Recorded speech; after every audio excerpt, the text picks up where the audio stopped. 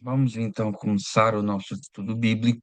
Paz do Senhor a todos, mais uma vez, e vamos então entrar na palavra do Senhor e ver o que é que o Senhor quer falar conosco nesta tarde, né? Hoje estou aqui num lugar diferente, acabei por ficar preso num outro lugar, mas consegui à mesma cumprir aqui com o horário, graças a Deus. E que o Senhor possa estar dirigindo todas as coisas. Vamos orar, vamos agradecer ao Senhor e colocar esse momento da presença dEle, porque sem Ele nada disso faz nenhum sentido. Amém? Senhor meu Deus e meu Pai, muito obrigado, Pai, por esta oportunidade de estarmos aqui reunidos, mesmo que de uma maneira virtual, mas eu sei que o Senhor rompe todas as barreiras que existem, e isso é mais uma prova, ó Pai, que nós podemos sim estar juntos, falando da tua palavra, falando do teu amor, falando da tua graça, e que o teu nome seja glorificado através das nossas vidas, que esse ensino que vai ser falado hoje, Senhor, tenha uma aplicação prática nas nossas vidas, Pai. Em nome de Jesus, eu te peço, direciona e fala, Senhor, aos nossos corações, em nome de Jesus. Amém. Irmãos, hoje vamos falar aqui sobre Judas, versículo 20, né? Judas, capítulo 1 e único capítulo, por isso é que normalmente não se fala o capítulo, só se fala Judas 20. Judas 20 pressupõe-se que é o versículo 20, uma vez que não pode ser outro, que só tem um capítulo, né? Então, Judas 20 diz assim para nós estamos aqui na carta de Judas já há 20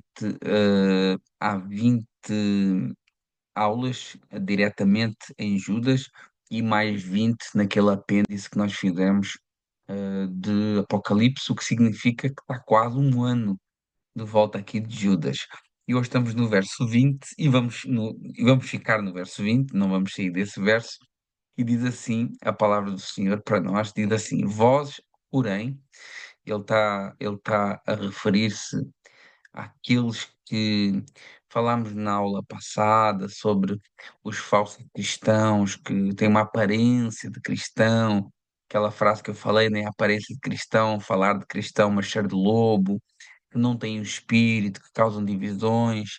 E ele estava-se referindo a esse tipo de pessoas no verso 19, e agora ele diz: Vós, porém, né, ao contrário desse tipo de pessoas que são más, que têm pensamentos segundo os seus próprios instintos, né, segundo as suas próprias vontades, e Judas diz: Vós, porém, amados, edificando-vos na vossa fé santíssima, orando no Espírito Santo. Essa palavra aqui é bastante interessante porque ela nos leva a um entendimento.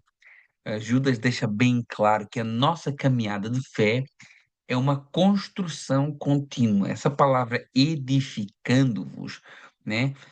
Existe uma palavra que nós conhecemos, edifício, né? Edifício é um prédio, né? Uma casa. Ela provém precisamente dessa palavra, edificando-vos, ou seja, construindo-vos, né? Essa construção que é a nossa vida cristã, é uma construção contínua. Paulo fala sobre isso também em 1 Coríntios, no capítulo 3, do 10 ao 13. Ele fala assim: Olha, segundo a graça de Deus que me foi dada, lancei o fundamento como prudente construtor. Né? Ele lançou o fundamento dessa obra, né? Que era Cristo. Né? Outro edifica sobre ele, porém cada um veja como edifica, ou seja, cada um veja como é que está construindo essa sua casa espiritual, porque ninguém pode lançar outro fundamento para além do que foi posto, que é Jesus. Então, Jesus é a base, Jesus é o fundamento dessa construção. Contudo, se o que edifica sobre o fundamento é ouro, prata ou pedras preciosas, madeira, feno ou palha. Então, o que é que Paulo está dizendo aqui? Olha, o Paulo está dizendo, a nossa vida cristã é um edifício, né? Eu lancei o fundamento, que era Jesus, e depois vocês constroem com os materiais que acham adequado. Aí ele dá um exemplo aqui de vários materiais, fala de ouro, prata, pedras preciosas, e fala de pena, de pena não, de feno, palha e madeira. Né? E depois ele diz no verso 13 que essa obra ela será manifesta, né, um dia. Então, Paulo continua reforçando essa ideia aqui dessa construção da nossa vida cristã. Pedro, ele também fala sobre isso. Na primeira carta de Pedro, no capítulo 2, verso 5, ele diz assim: também vós mesmos, como pedras que vivem, sois edificados casa espiritual para ser sacerdócio santo, a fim de oferecer sacrifícios espirituais agradáveis a Deus por intermédio de Jesus Cristo. Ou seja, Pedro reforça essa ideia de que a nossa vida espiritual é como se fosse uma construção. E Pedro usa a figura de Cristo como a pedra angular dessa construção. Eh, Paulo usa a figura de Cristo como o fundamento e Pedro como pedra angular, ou seja, são ah, duas, duas figuras que sustentam todo o edifício. Eh, então nós vemos como que essa construção, que é a vida cristã, e que nós temos sim uma responsabilidade de como estamos construindo a nossa vida cristã. Nós sabemos que a justificação em Jesus Cristo é um ato imediato, no momento em que nós cremos em Jesus como nosso único e suficiente Salvador. Naquele momento que eu creio em Jesus, que você creu em Jesus como o seu único e suficiente Salvador, naquele momento você recebe Jesus no seu coração pela fé, e essa mesma fé te leva ao arrependimento dos seus pecados. Então você e eu fomos justificados naquele ato, né? Como diz a palavra, salvo pela graça mediante a fé. Nesse momento, o Espírito Santo ele vem habitar em nós e começa um outro processo na vida do crente, que é o processo de santificação. A salvação é um ato imediato. Quando o crente crê, ele é salvo, ele creu, ele se arrepende, ele se volta para Jesus, ele é salvo. Mas depois começa um processo, né? Essa tal construção da nossa santificação. E a santificação é um processo que a palavra chama aqui de construção. Segundo a palavra, nesse processo nós temos uma grande responsabilidade também. Claro que é o Espírito Santo que nos convence e que nos ajuda nessa caminhada. Mas fica claro na palavra que existem muitas pessoas que resistem ao trabalhar do Espírito Santo, né? Paulo diz, olha, deixai-vos encher do Espírito Santo, né? Ou seja, isso denota que é impossível impedir, né? Senão Paulo não dizia deixai-vos. Hoje vivemos numa época, e os irmãos podem concordar comigo, eu acho, os dados não enganam, em que na humanidade nunca houve tantas pessoas dentro da igreja. Isso é bem claro hoje. E eu acho isso ótimo, maravilhoso. Mais vale dentro de uma igreja. E a gente sabe, vamos lá ver, a gente sabe que nem todas as pessoas que estão dentro da igreja são salvas. Eu acho que toda a gente tem essa consciência, não é? Mas mais vale dentro da igreja do que dentro de um bar. Mais vale dentro da igreja do que dentro de uma casa de prostituição. Né? Mais vale dentro da igreja do que no meio de uma boca de fumo. Né? E mesmo que nós sabemos que nem todas as igrejas pregam um evangelho fiel às Escrituras, existe sempre um contacto com a palavra de Deus, mesmo que seja de uma forma limitada, mas acontece. De certa forma, Jesus é anunciado para aquelas pessoas e a cruz é pregada. A possibilidade de salvação é apresentada, às vezes com alguns acréscimos, com algumas coisas que não são tão certas, mas é apresentada. Então, a gente pode muito bem deduzir que nunca houve no mundo tantas pessoas com contacto com a palavra de Deus. Ainda que existam muitas pessoas que ainda não tiveram contacto. Nós falámos na última aula que mais de 2 bilhões de pessoas no mundo nunca ouviram falar de Jesus, o que para nós parece impossível, porque vivemos numa realidade em que as redes sociais são livres, mas muitos países não vivem essa realidade. Então, as informações que entram dentro desses países são informações controladas. E normalmente os países que têm a maior parte de pessoas que nunca ouviram o Evangelho, são países com uma população muito elevada. Por exemplo, se juntarmos a Índia e a China, estamos a falar praticamente de 30% da população mundial. né? Então nós vemos, mas mesmo com tudo isso, nunca houve tantos crentes. Eu vou falar crentes assim, entre aspas, né? Porque a Bíblia diz que até os demónios são crentes, né?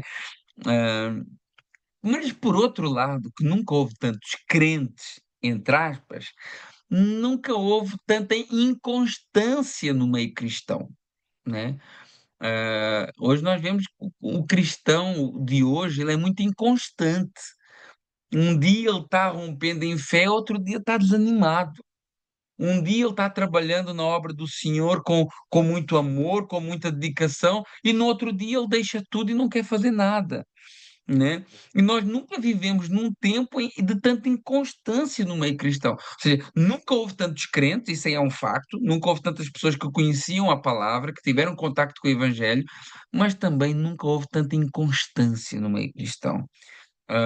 Hoje, quando a gente vai falar com alguém, parece que temos de ter cuidado, né? Estamos ali a pisar em ovos, né? Para, para que a pessoa, tudo machuca, né? Tudo escandaliza, tudo deixa a pessoa desanimada. Cada vez mais as pessoas têm dificuldade com a opinião, né? Tudo é levado assim num âmbito pessoal, né? Tudo é levado um âmbito pessoal. Ou seja, se eu discordo, nós temos que ter isso em consideração, né? Se eu discordo da opinião de alguém, isso não me torna inimigo dessa pessoa. E às vezes as pessoas não conseguem fazer essa distinção. Tudo é motivo para uma briga, um desentendimento, uma desilusão, ou ficar magoadinho, né? As pessoas às vezes não conseguem fazer essa distinção entre a prática e o praticante, né? Vou dar um exemplo aqui. Por exemplo, quando nós falamos contra a homossexualidade, nós estamos a falar de uma prática que a palavra deixa claro que é pecado, mas não estamos a falar contra a pessoa que pratica esse pecado, né? A pessoa ela deve ser acolhida, ela deve ser amada, ela deve ser ajudada, ela deve ser respeitada. O facto de nós não concordarmos e pregarmos contra essa prática não quer dizer que estejamos a pregar contra essas pessoas ou que sejamos inimigos dessas pessoas. Isso é só um exemplo que eu estou dando, para vermos como hoje as pessoas têm dificuldade de separar as coisas, de fazer distinção entre a prática e o praticante. Isso é só um exemplo. Muitas pessoas hoje têm dificuldade com a instrução, né? Muitos hoje veem instrução como uma acusação, como um julgamento, quando a palavra de Deus, é a palavra de Deus que nos diz que nós devemos nos exortar uns aos outros, né? Mas a grande maioria não aguenta ser exortada. A grande maioria das pessoas não aguenta ser corrigida, não aguenta ser repreendida, não aguenta ter que negar a sua opinião ou cumprir um processo de, de cuidado, que chamamos de disciplina, digamos assim, que às vezes, infelizmente é necessário fazer, às vezes até dentro de uma igreja. Nós sempre evitamos isso, mas infelizmente é necessário fazer, às vezes, como aconteceu na igreja de Coríntio também. Ah, e as pessoas têm muita dificuldade com isso, com a exortação. Tudo é motivo para a pessoa ficar magoadinha. Hoje, a grande maioria das pessoas que saem da igreja, eu não estou a falar do nosso caso, mas do modo geral, saem porque não aceitam a correção. E eu sei, e é claro, que nem todas as pessoas usam de sabedoria no momento de corrigir. Isso é um facto. A palavra diz que nós devemos exortar em amor. E a palavra diz que a repreensão é bíblica. E que aquele que é sábio, ele recebe a repreensão. Provérbios 19:20, por exemplo. Ouve o conselho e recebe a instrução para que sejas sábio nos teus dias por vir. Provérbios 15, 31, 33. Os ouvidos que atendem à repreensão satular no meio dos sábios têm a sua morada. Os que rejeitam a disciplina menosprezam a sua alma. Porém, o que atende à repreensão adquire entendimento. O temor do Senhor é a instrução da sabedoria e a humildade procede a honra. Então nós vemos que a palavra do Senhor, ela inclusive, ela traz uma bênção para aqueles que aceitam a repreensão, para aqueles que aceitam a exortação, né? Claro, sempre baseado na palavra de Deus. E nós, às vezes, até nós como cristãos, agora virou assim uma, uma, uma moda de nós falarmos à boca cheia de que não somos perfeitos, né? E realmente não somos, eu sei, mas parece que agora até exageradamente falamos isso, né? Ai, não somos perfeitos, somos muito pecadores. E não quer dizer que a gente não seja, mas parece que agora virou moda falar isso. Não sei se é para desculpar algum pecado, se é para desculpar alguma falta de responsabilidade, né? Porque uh, o Paulo não tinha problemas. Paulo dizia assim: olha, sejam meus imitadores, como eu sou de Cristo. Mas nós hoje dizemos assim: não olhem para mim, olhem só para Jesus. Então, ao fim e ao cabo, é uma falta de nós assumirmos, né, essa responsabilidade de sermos uma imagem de Jesus nesta terra. Né? E nós agora, nós gostamos muito de falar que não somos perfeitos, que somos muito pecadores, né? Mas quando alguém vem nos repreender, nós que admitimos, né? Nós que admitimos que somos pecadores, nós que admitimos que somos falhos, né? E é verdade, meus irmãos. Mas quando alguém vem nos repreender, nós ficamos amoadinhos, ficamos com o nosso orgulho ferido, ficamos dói-dói. E qualquer problema, qualquer repreensão, a primeira solução é: vou mudar de igreja. Aqui já descobriram as minhas falhas, vou mudar para outra que ninguém conhece. Engraçado que o nosso primeiro pensamento nunca é mudar de atitude, nunca é mudar de mentalidade, nunca é arrependimento, é sempre mudar de local, mudar de amizade, mudar de marido, mudar, mudar de trabalho. Que eu estou a falar para a igreja, mas não serve só para a igreja, serve para todas as áreas da nossa vida, né? Para todas as áreas da nossa vida. Qualquer problema, a primeira solução, ai, vou sair da igreja, ai, vou sair, vou deixar esse casamento, ai, vou deixar essa família, eu vou deixar o trabalho. Qualquer problemazinho, nós nunca olhamos para nós pá, se eu assumo que eu sou falho, se eu assumo que eu sou pecador, se eu assumo que eu sou limitado, quando alguém me repreende, é uma oportunidade que Deus me dá de eu melhorar. Só que nós não admitimos isso. Então, esse é um problema hoje nos cristãos, que nunca houve tantos, mas nunca houve tanto mimimi dentro da igreja. Nunca houve. Eu até, outra vez eu falei, né? Antes as ovelhas faziam mé, mé e agora fazem mi, mi, mi. Então, é incrível. Como isso é triste. Como nós vivemos uma geração cristã imatura, criança, né? Como Paulo diz: olha, vocês já deviam comer comida sólida, mas eu tenho que vos dar leitinho ainda. E Paulo diz: olha, quando eu era pequeno, agia como pequeno, mas agora sou adulto. Então agora eu faço coisas de pessoas adultas.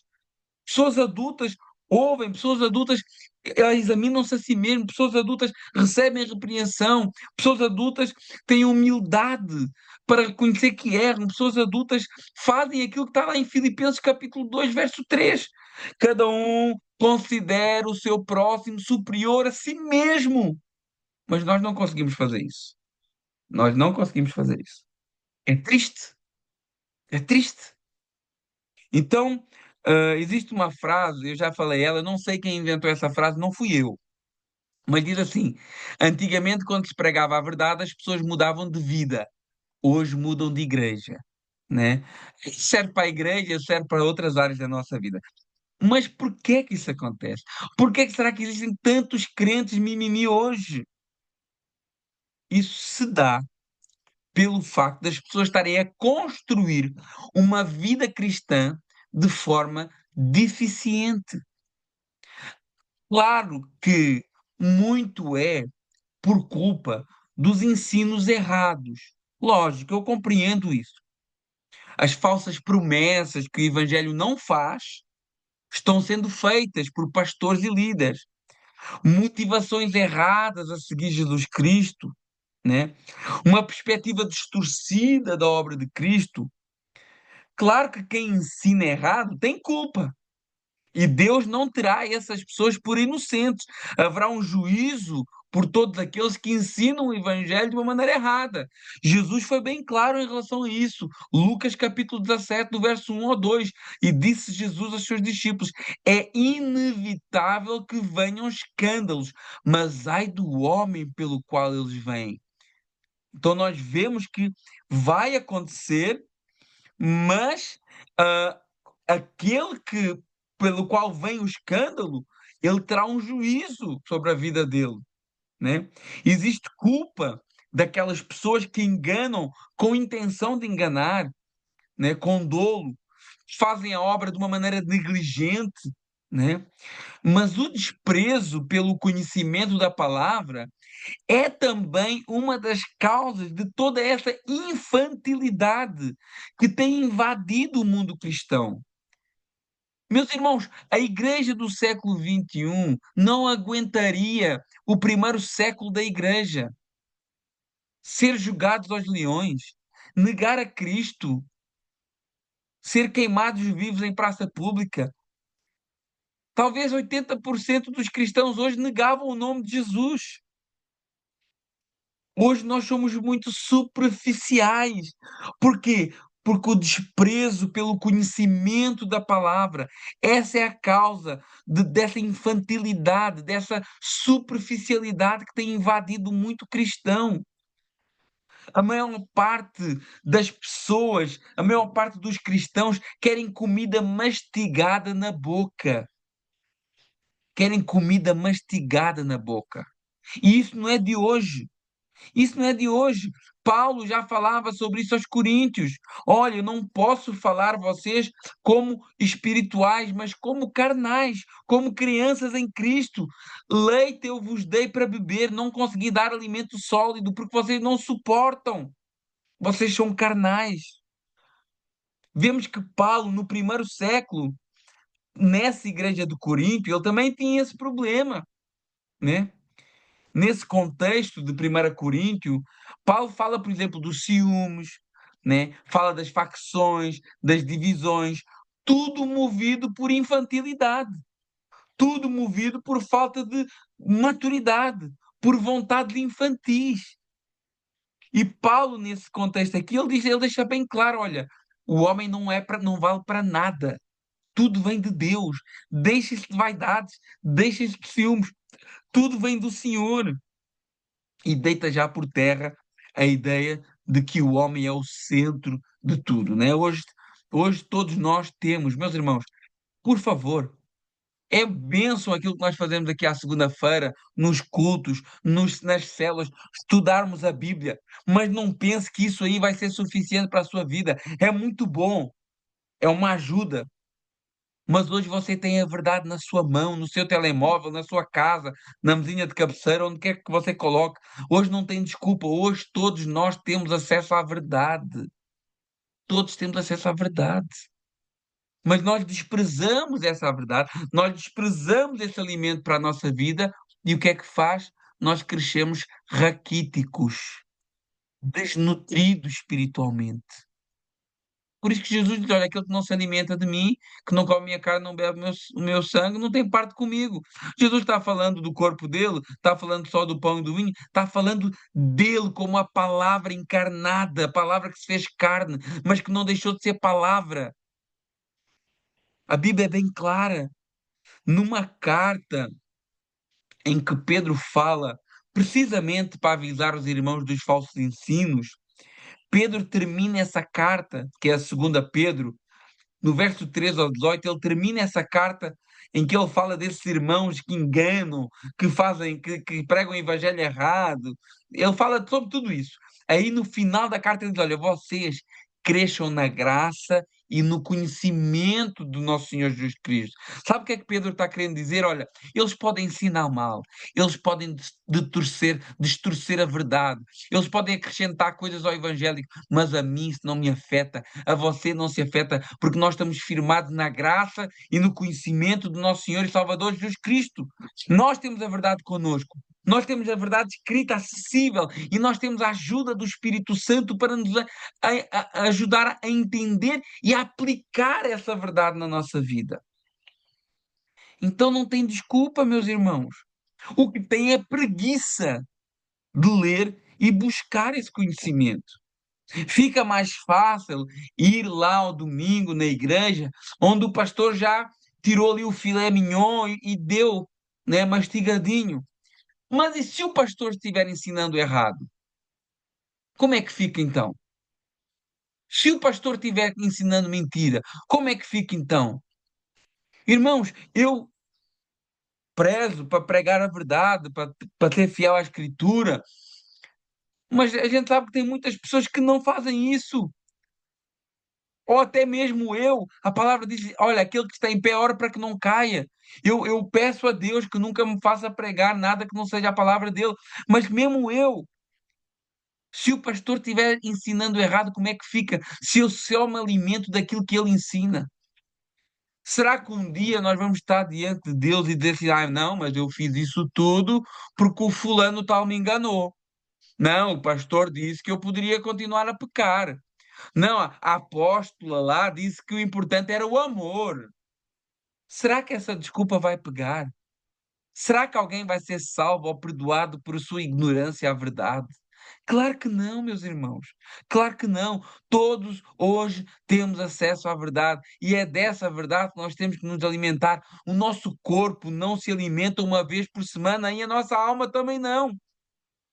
Quando Deus envia o maná no deserto, o Senhor foi bem claro: todos os dias vocês vão ter que sair para pegar esse maná. E não vale a pena pegar para o dia a seguir, porque se pegar vai apodrecer. Alguns teimosos ainda pegaram o maná para o dia a seguir. No dia a seguir cheirava mal e tinha bicho. Então nós vemos que o Senhor estava ensinando aquele povo ali que todos os dias nós devemos buscar o sustento do Senhor, o pão da vida, essa água que flui do trono do Senhor. Não tem como pegar um dia para o resto da semana. E hoje as pessoas estão buscando no domingo para aguentar 7 dias. E é claro que não tem como construir a nossa vida espiritual, amadurecer espiritualmente, crescer espiritualmente desse jeito.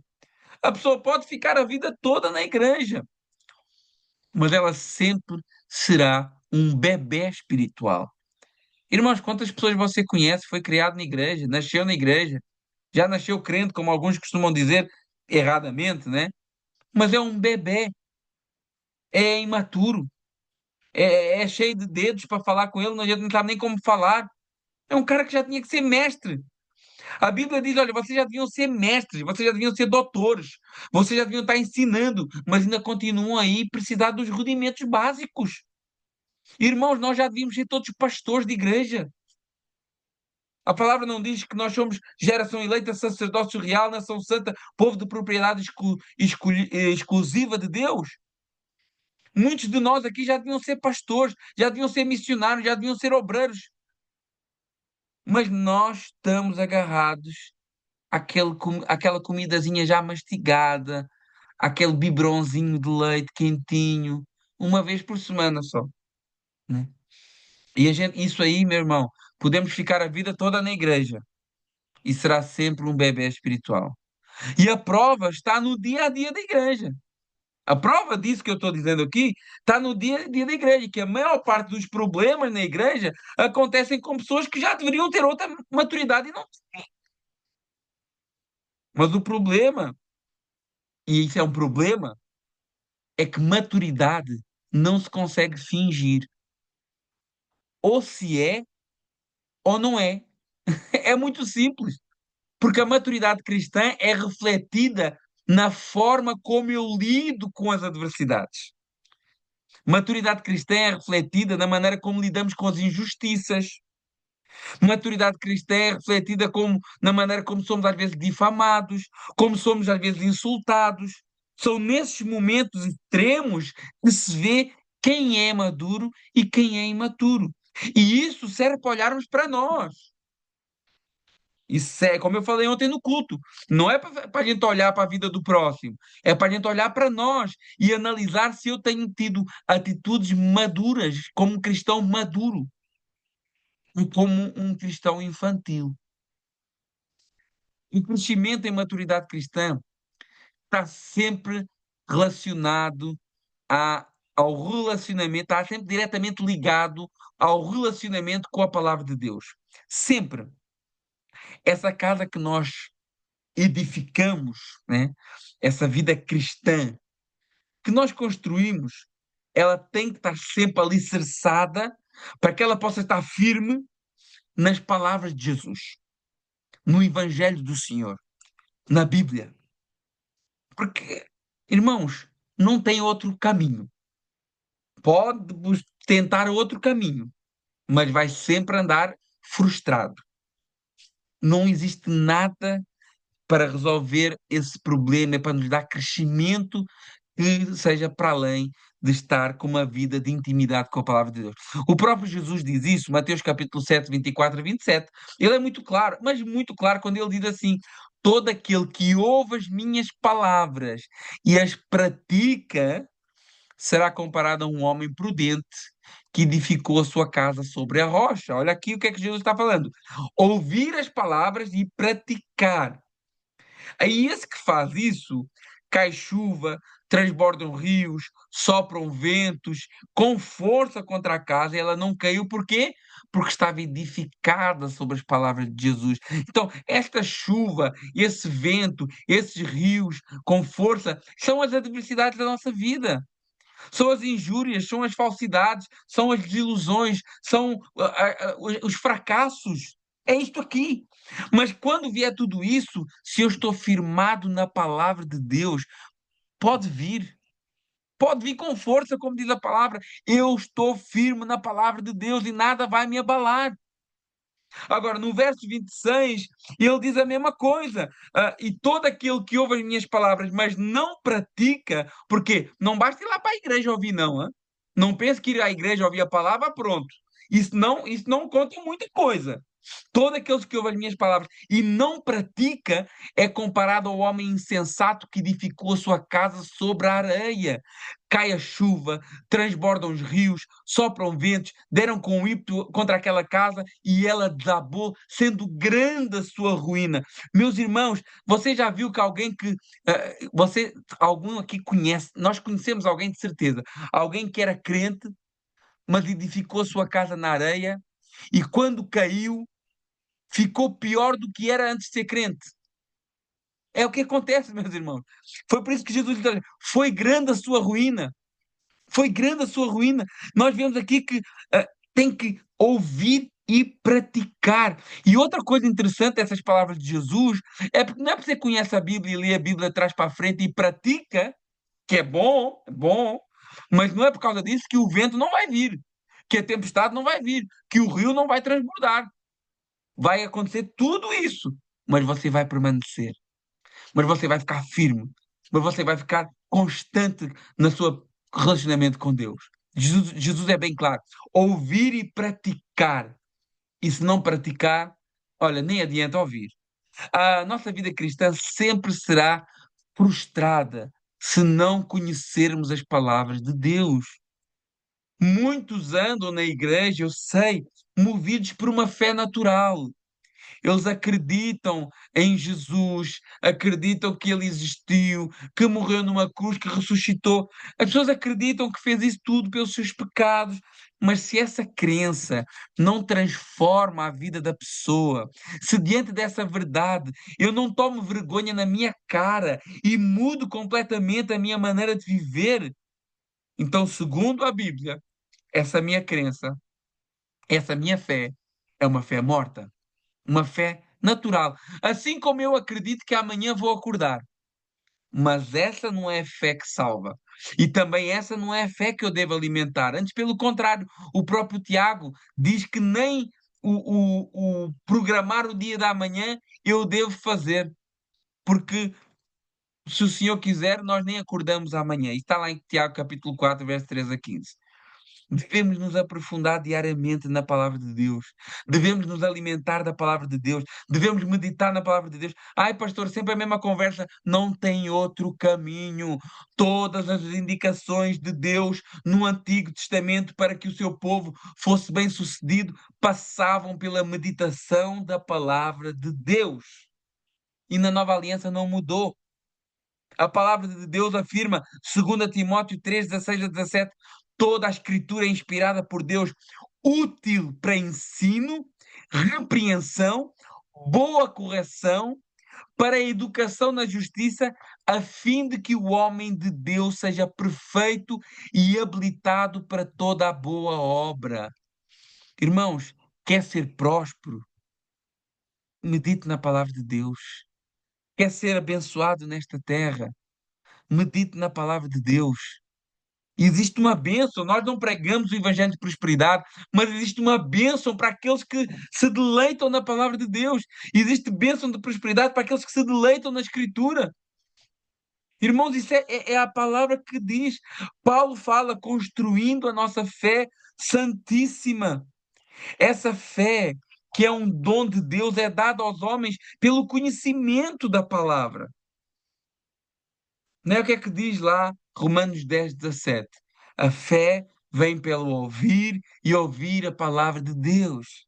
Não tem como construir uma vida de fé saudável, madura, sem conhecimento da palavra de Deus. Por isso que o inimigo tanto luta para que você não faça. Você já reparou que quando vai ler a palavra, o telefone toca, dá sono, é uma mensagem. Por isso que eu nem recomendo ler a palavra no telemóvel, porque sai um WhatsApp, sai uma notificação no YouTube, sai uma notificação no Instagram e acabou. Você não lê mais a palavra, deixa de lado. E nós vemos que o inimigo luta muito para que nós não leamos a palavra, para que a gente não medite a palavra e vai colocando pessoas, às vezes você não está à espera de ninguém, na hora que você começa a ler a palavra, toca alguém, recebe alguém, visita alguém. Irmãos, isso é a maior prova de que é algo que você e eu devemos fazer.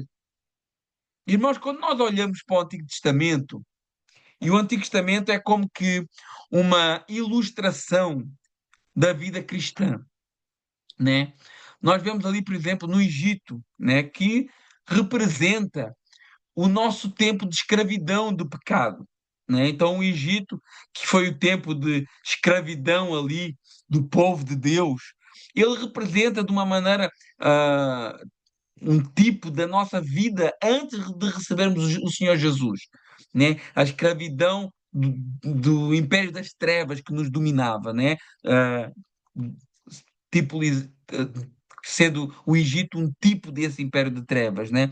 Depois nós temos na Páscoa do Egito, lá em Êxodo capítulo 12, o cordeiro e o sangue nos umbrais da porta, que representam para nós hoje a nossa redenção, e a nossa libertação, né, do pecado pelo sangue derramado na cruz do Calvário. Hoje nós passamos o sangue não nos umbrais da nossa porta de casa, mas na porta do nosso coração, né? Então nós vemos que tudo isso representava algo que viria mais à frente, que nós vivemos, né? Nós já estivemos no Egito, o Cordeiro já foi morto por nós também, foi passado nas portas do nosso coração. Depois aquele povo sai do Egito, passa pelo Mar Vermelho, né? E ali ele surge do outro lado do mar como uma nova nação, né? Já não sujeita aos perigos do Egito.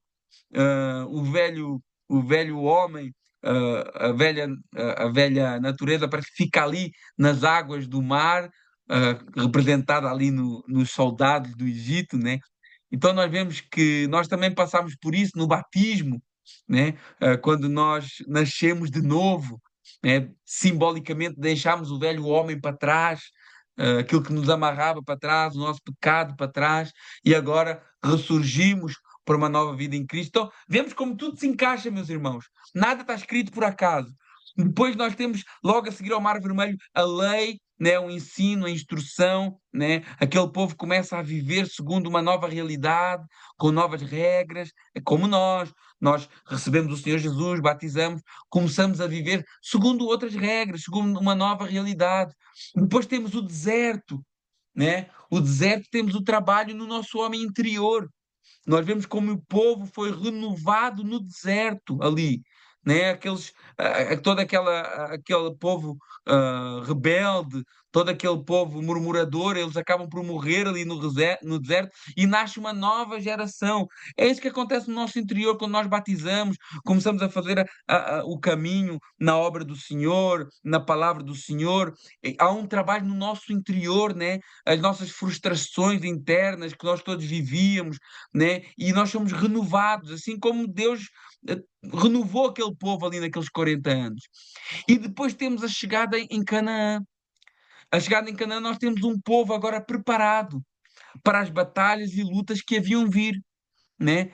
Assim como nós passamos em um processo de discipulado, de aprender, só que depois crescemos e vamos à luta e entramos, né? Fazemos a obra do Senhor, lutamos a causa do Senhor, lutamos o evangelho do Senhor. Assim como esse povo passou pelo deserto e chega a Canaã e agora vai ter que conquistar aquela terra. E quando Josué, e a gente vê que tudo se encaixa com a realidade do cristão. E quando Josué chega a Canaã, o grande líder do povo, Moisés já havia morrido, e Josué chega ali para entrar na terra prometida, um povo mais maduro, um povo preparado, uma terra inteira para conquistar, uma terra com gigantes, com povos mais antigos, estabilizados, com exércitos. E Josué talvez pensava assim que Deus lhe daria alguma estratégia de batalha, que Deus lhe dava algum tipo de solução de guerra. Mas Deus dá um conselho e uma ordem a Josué. Josué capítulo 1, verso 7 a 8 diz assim: Olha, seja forte e corajoso, e tenha cuidado de fazer tudo segundo toda a lei do meu servo Moisés que ele te ordenou. Não te desvies dela, nem para a direita e nem para a esquerda, para que sejas bem-sucedido onde quer que andes. Não cesses de falar deste livro da lei, antes medita nele de dia e de noite, para que tenhas cuidado de fazer tudo quanto nele está escrito. E então farás prosperar o teu caminho e serás bem-sucedido. Irmãos, para nós não é diferente. Não pense que é diferente. O Senhor não muda. Aquilo que o Senhor fez com Israel é um tipo, um exemplo daquilo que Ele faz conosco individualmente. Nós fomos libertados da escravidão do pecado, descemos às águas do batismo, recebemos a instrução da palavra, Deus trabalhou no nosso interior, nos desertos da vida, agora as lutas da vida, o segredo é esforça-te e busca a palavra de Deus dia e noite. Essa é a instrução para o seu povo. E quando nós não entendermos isso, que eu não consigo ter uma vida espiritual madura, profunda com Deus, sem também ter um conhecimento da sua palavra, nós nunca vamos crescer. E Judas, ele diz isso, olha, Judas, vós, porém, amados, edificai-vos em vossa fé, ou seja, construam essa fé santíssima, essa fé separada, que não é uma fé qualquer, que nós não podemos negligenciar isso que nos foi dado. E ele dá uma outra dica: orando no Espírito Santo. Oração, meus irmãos, juntamente com a palavra, são os pilares para a fé madura e firme. Mas eu me arrisco a dizer, são as coisas que nós menos fazemos. E isso é algo que todos nós podemos pensar assim: eu posso orar mais, eu posso ler mais a palavra. Eu perco muito tempo com coisas que não edificam em nada a minha vida, com coisas que não acrescentam em nada a minha vida e deixo de fazer as coisas que são realmente importantes para mim, como cristão, como servo do Senhor, como uma pessoa que agora tem uma natureza espiritual, que me preciso de alimentar das coisas espirituais. Agora, o que é isso de orar no Espírito? Eu queria só muito rapidamente falar sobre isso, né? Então, nós temos que construir essa caminhada de fé sempre naquilo que é a palavra do Senhor, a sua orientação e orar no Espírito. Mas o que é orar no Espírito? Porque existem muitas ideias erradas sobre essa questão de orar no Espírito. Orar no Espírito significa orar sob orientação, autoridade e poder do Espírito Santo. Quando a Bíblia diz que nós devemos orar no Espírito, isso quer dizer que em todas as nossas orações devemos ser completamente dependentes do Espírito Santo e das orientações da Sua palavra, porque até as nossas orações têm que ser de acordo com a palavra de Deus. Muitos de nós não recebemos as coisas porque pedimos mal. É o que Tiago diz no capítulo 4, verso 3. Nós não somos ouvidos porque pedimos mal, porque não pedimos a vontade de Deus, pedimos a nossa. Mas como que nós vamos saber a vontade de Deus se eu não leio a Bíblia? Se eu não conheço esse Deus que eu digo que eu sirvo? E somente pelo poder do Espírito Santo, entendendo a palavra e me submetendo a Ele, eu consigo ter as minhas orações eficazes diante de Deus. Na carta aos Efésios, Paulo também fala sobre essa prática de orar no Espírito. Ele diz assim: orando todo o tempo, com toda a oração e súplica no Espírito, vigiando com toda a perseverança e súplica por todos os santos. Efésios 6,18. O nosso orar no Espírito fala da importância da oração, ah, e dessa comunhão que nós temos com Deus. A nossa comunhão com Deus é a nível espiritual, né? Intimidade, direcionamento, presença de Deus. É isso que nós buscamos. Nós temos que nos submeter a Deus com humildade, sabendo diante de quem é que nós estamos. Eu não posso chegar numa oração mandando em Deus. Mandando. Para aí, o que é isso, decretar? Quem decreta é Deus, quem sabe é Deus, quem manda é Deus, o trono é dele e não é nosso. Então nós chegamos diante de Deus com humildade e reconhecendo quem Ele é e quem nós somos, né? Submetemos à presença do Espírito Santo. E nós precisamos desse Espírito Santo porque a Bíblia diz que nós nem sabemos orar direito. A Bíblia diz que o Espírito Santo que intercede por nós, que intercede pelos santos. Então, se eu não me submeto à vontade dele, se eu não conheço a vontade dele, se eu não conheço aquilo que a palavra do Senhor diz, como é que eu vou conseguir cumprir isso? Uma pessoa pode até orar, meus irmãos, pode orar 50 horas seguidas, pode orar com palavras bonitas, mas se essa oração não for feita na dependência de Deus, ela não passará de um ajuntamento de palavras vazias. A Bíblia fala que os fariseus gostavam de orar perante os homens com palavras bonitas, só que aquela oração não valia de nada. Agora, aquele outro homem que rasgava o seu coração diante de Deus, que não tinha nem coragem de olhar para cima por conta do seu pecado, que não tinha nem coragem de exigir nada, senão clamar misericórdia, porque sabia a sua condição. Essa foi a oração que agradou a Deus. A oração de quem sabe que é dependente do Senhor e da sua graça. Quem ora no Espírito entende a sua própria limitação e reconhece que é o Espírito Santo que lhe assiste nas suas fraquezas. Nós devemos orar no Espírito. Orar no Espírito não é orar em voz baixa, e orar no pensamento. Não. Isso também é orar, mas orar no Espírito Santo é orar na dependência dele, buscando fazer sempre aquilo que ele quer, até nas nossas palavras. Agora, há outra coisa muito interessante, só para terminarmos aqui, que orar no Espírito não é, e eu acho que é importante eu falar sobre isso, ainda que eu creio na oração em línguas, eu creio nisso, porque a Bíblia fala que existem pessoas que têm esse dom de orar em línguas, mas orar no Espírito não é orar em línguas. Isso é muito importante nós deixarmos isso bem claro. Por que que não é orar em línguas? Porque o próprio texto em que Paulo fala sobre, ah, sobre orando em espírito, com toda a oração e súplica, não é compatível com orar em línguas. Porque o orar com toda a súplica e oração pelos santos implica um conhecimento daquilo que eu estou falando.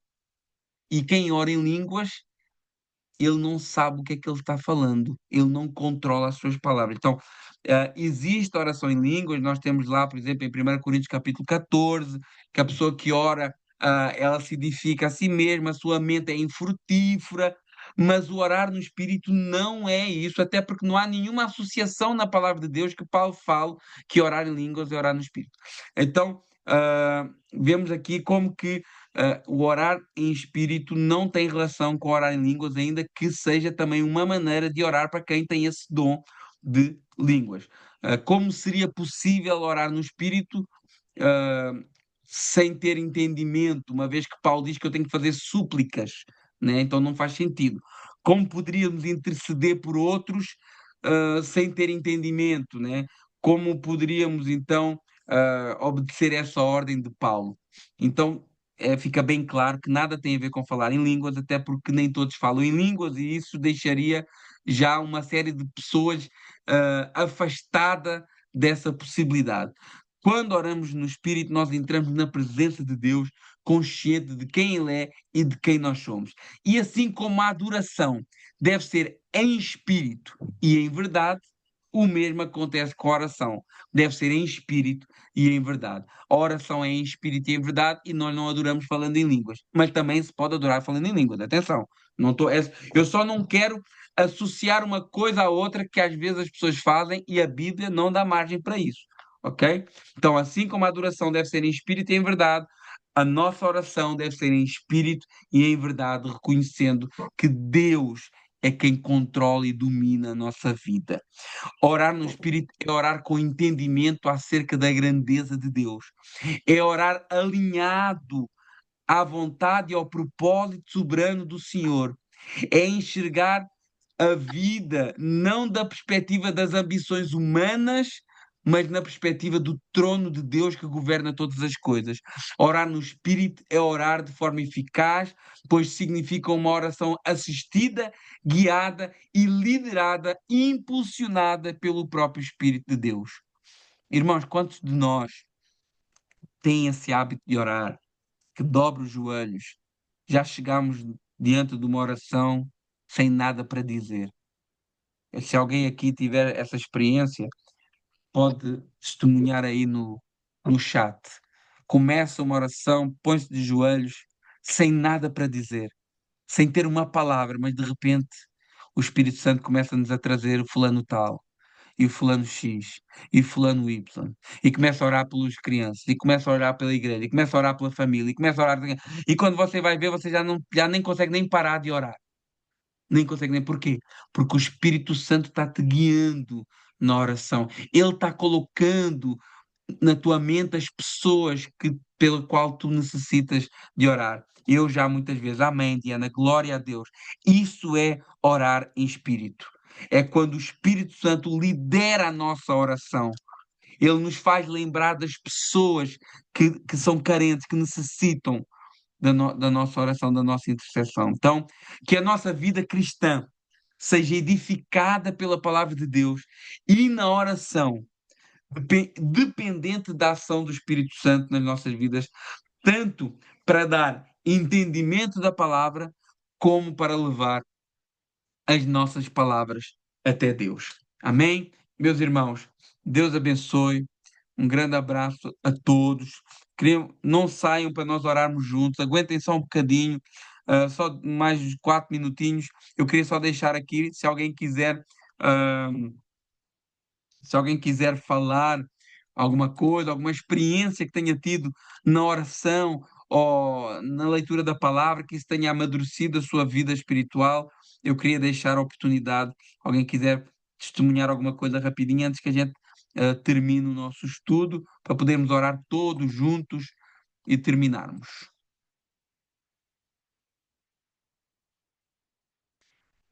Vou só partilhar o texto que Jerusalém colocou aqui, Jerusalém Rose, que diz assim: habite ricamente em vós a palavra de Cristo, instruí-vos e aconselhai-vos mutuamente em toda a sabedoria, louvando a Deus com salmos e hinos, cânticos espirituais com gratidão em vosso coração.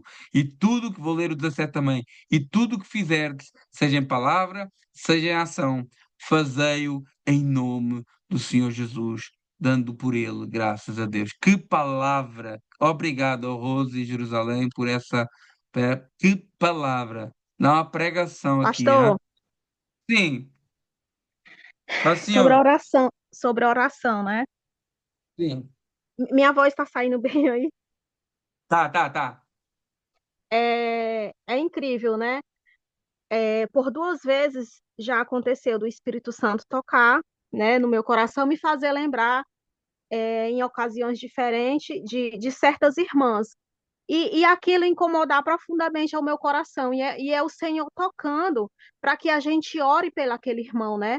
E aí, mais à frente, eu falei para a irmã que ela não saía da minha mente, não saía do meu coração, e eu não sabia o porquê. E aí ela me falou que estava passando por situação difícil, que estava doente. Aí eu fui entender, né? Eu fui entender o que estava acontecendo, né? Então, o Espírito Santo, ele toca no nosso coração, ele faz a gente ver ou sentir aquele irmão, e muitas vezes a gente não entende, mas muitas vezes é isso aí, né, pastor, que acontece. É, o Espírito Santo ele nos dirige.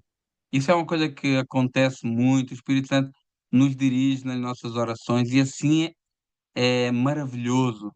É maravilhoso. Eu dou graças a Deus porque nós não estamos sozinhos. E é uma coisa que nós temos de ter consciência: nós não estamos sozinhos. O Espírito Santo está conosco, ele está nos ajudando, ele está nos ensinando, ele está nos guiando nessa caminhada de fé. Vamos orar então, vamos agradecer. Obrigado, Ângela, por essa partilha. Vamos agradecer a Pastor, Deus, obrigado a todos que pastor, estiveram aí. ô pastor, Ô, Fernando, para o senhor, fala, fala. mas eu tô atrapalhando o irmão também, o irmão quer falar, caso algum. Não, fica à vontade, irmão Fernando. Não, vai falar, obrigado, irmão. A paz do Senhor a todos. Pastor, é o seguinte, o senhor falou sobre muita maturidade na igreja, né? Nós todos. Isso aí, essa falta de maturidade ocorre muito nas igrejas hoje. Em muitas igrejas. Eu já presenciei muitas coisas sobre isso. Maturidade. E muitas vezes cria muitas contendas dentro da igreja.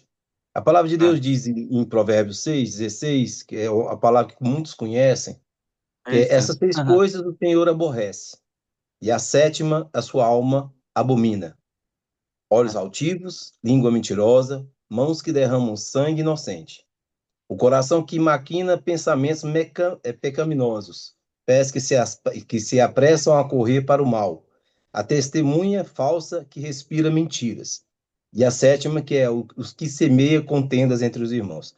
Eu queria fazer duas perguntas para o senhor. O que a palavra de Deus quer dizer sobre essas duas palavras, abomina e aborrece? E a outra coisa que, assim, muitas vezes Interessante. incomoda meu coração o que fazer quando você vê pessoas, como o irmão cristão que tem um caráter de Cristo deve se comportar quando você vê um irmão dentro da igreja criando contenda? O que ele deve fazer? Ou ele tem que repreender o irmão, ou ele tem que avisar seus líderes, ou ele tem que buscar mais de Deus para repreender seu irmão? É nessas situações que acontecem dentro da igreja. Como Olha, você deve se comportar diante disso?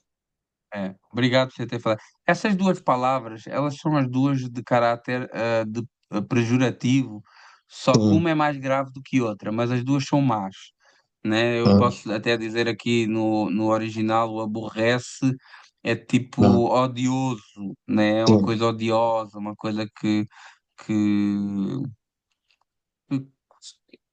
que provoca ódio, digamos assim. E o abomina é repugnante, né? É uma coisa sim, repugnante, né? Dá um sentido até mais grave, né? Dá um sim. sentido mais grave. Mas isso é só duas palavras, uma com mais gravidade do que a outra. Meus irmãos, quando. Vamos lá ver uma coisa. Para alguém falar mal de alguém, tem que haver ouvidos que ouçam, né? Então, o que a gente tem que fazer é não deixar os nossos ouvidos ser penico para ninguém. Então, de uma maneira Hum, muito clara, né? Uhum. Se alguém vem falar mal de alguém, meu irmão, você quer falar alguma coisa da sua pessoa? Se você quiser falar que você precisa de minha ajuda em relação. Agora, falar mal, eu acho que nós não podemos Uhum. alimentar esse tipo de situações. Isso é um Certo. cancro. E não é só Uhum. em igrejas, é em famílias, é em empresas, em trabalhos. E na igreja é muito triste também, né? É Pessoas verdade. que falam mal, que difamam, começam a criar facções e partidos contra esse e contra aquele. Isso é uma coisa que deve ser repugnante para nós também. E se é repugnante, o que é que a gente faz contra uma coisa que é repugnante? Nós nos afastamos. Então, Sim. se alguém vem com esse tipo de palavras de contenda, de Uhum. falar mal desse e daquele, repreenda. Repreenda. Contenda Sim. é abominação diante do Senhor e é Sim. digno de uma repreensão. Se a pessoa ficar magoadinho, a Sim. pessoa vai falar com quem? Com o pastor. O que é que ele vai dizer para o pastor? Ah, eu estava falando mal e a pessoa me repreendeu. É lógico que ninguém vai fazer isso, né? Se alguém vem Certo. falar mal de alguém, criando contenda, falso testemunho, colocando o nome de pessoa ah, na nossa frente num sentido depreciativo, repreenda. Diga, meu Certo. irmão, você não sabe que a Bíblia abomina isso? Contenda, falso testemunho, a Bíblia abomina isso. A É palavra do Senhor verdade. diz que abomina, não entre nisso, meu irmão, por favor. Cuida da tua alma, cuida da tua vida espiritual. Se o Amém. irmão não gostar, olha, fala com o pastor, aí, claro que não vai falar, né? Uhum. Ninguém vai falar assim, ah, eu fui fofoqueiro e o cara me repreendeu. É lógico que ninguém vai falar isso, né? A pessoa vai ter Certo. vergonha, vai ter que Uhum. considerar a sua atitude e ver que realmente está errado, o Espírito Santo falar no coração dele.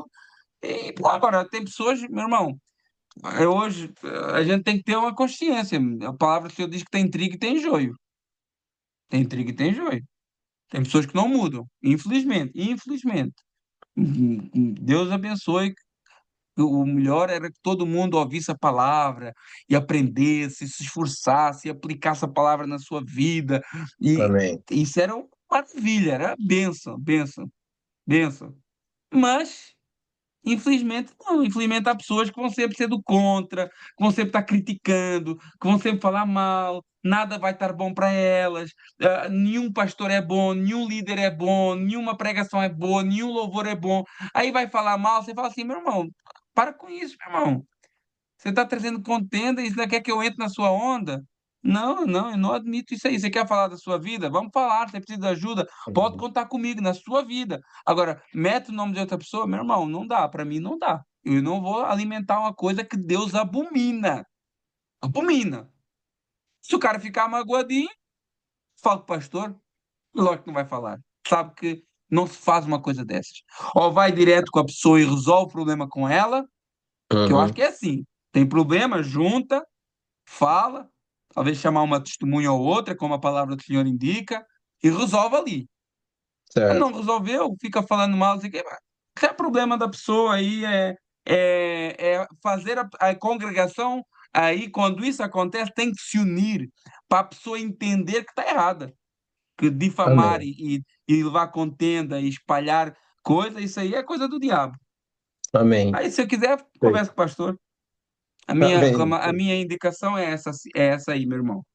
Alô, obrigado. Não podemos ser meigos com pecados graves que Deus abomina. Agora é aquela coisa, a prática é repugnante.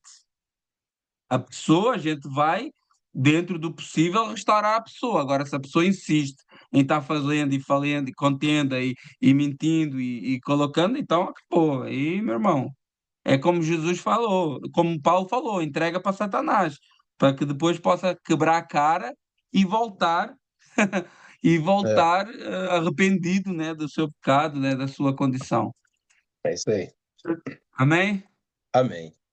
Meus irmãos, só vou ler aqui o Salmo 133. Salmo 133, para terminarmos com o Salmo 133, que foi aqui a sugestão do irmão Alisson, que é um salmo muito conhecido, né? Acho que todo mundo conhece. Salmo 133. Ó, quão bom e agradável é que os irmãos vivam em união. É como o óleo precioso sobre a cabeça, o qual desce pela barba, a barba de Arão, desce para a gola das suas vestes. É como o orvalho de Hermon, que desce sobre os montes de Sião. Ali ordena o Senhor a sua bênção e a vida para sempre. A bênção do Senhor está na união, a maldição e a condenação está nas contendas. Então vamos ficar na união, que eu acho que é melhor para nós, e condenar e repreender todo o fruto, e vestígio e faísca de contenda que possa haver no nosso meio, né? Que possa haver no nosso meio. Amém? Glória a Deus. Vamos orar. Fernando, aproveita e ora por nós, meu irmão. Amém. Amém, santo e poderoso Deus, digno de honra, de glória e força e poder. Nós somos gratos, Senhor Deus, mais uma vez, por estarmos aqui reunidos em nome de Jesus. É um privilégio, Senhor Deus, estarmos aqui recebendo do Senhor para nossas vidas. Senhor Deus, Glória a Deus. obrigado por esse estudo, obrigado, Senhor Deus, pela vida do pastor. Senhor, continue dando graça e sabedoria, Senhor Deus, para a vida dele, para que ele continue esse estudo com a sua igreja. Te agradecemos por tudo. Continue com cada irmão, Senhor, com cada família, Senhor Deus, da nossa igreja. Nos abençoe, Senhor Deus, cada dia mais e que o Senhor possa nos conceder a união em Cristo Jesus, Senhor, que é o nosso maior prazer, é a tua presença. Obrigado por tudo, Pai. Nós te agradecemos de todo o nosso coração, em nome de Jesus. Amém. Amém. Glória a Deus. É. Irmãos, Deus abençoe, um grande abraço e até breve. Amanhã, oração de manhã, célula quarta, sexta, culto Monterro, domingo, encontro dos homens. Ixi, é muita coisa. Irmãos, Deus abençoe.